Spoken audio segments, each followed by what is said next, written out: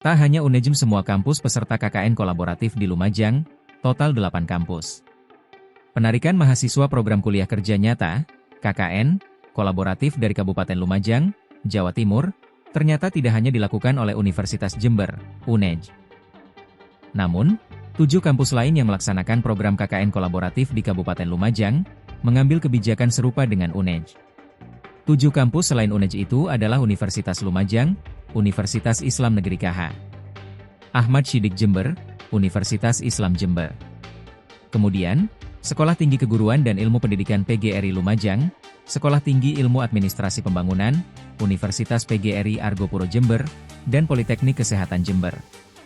Total, dari 8 kampus tersebut, terdapat 1.328 mahasiswa yang melaksanakan program KKN kolaboratif yang disebar di 102 desa di Kabupaten Lumajang. Koordinator Dosen Pembimbing Lapangan, DPL, Universitas Lumajang Eko Romadhon menerangkan, keputusan menarik mahasiswa diambil setelah melakukan rapat besar dengan para person in charge, PIC, atau penanggung jawab kegiatan KKN dari 8 kampus peserta program KKN kolaboratif. Menurutnya, apabila KKN tetap diteruskan, dikhawatirkan akan menimbulkan dampak negatif yang lebih besar, utamanya bagi mahasiswa.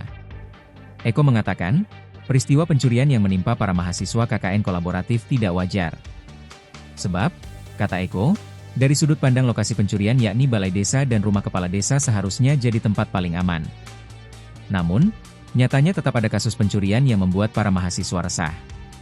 Eko menambahkan, pihaknya saat ini tengah mempertimbangkan kembali untuk menempatkan mahasiswa KKN lagi ke Lumajang pada tahun berikutnya. Download Tribun X sekarang, menghadirkan lokal menjadi Indonesia.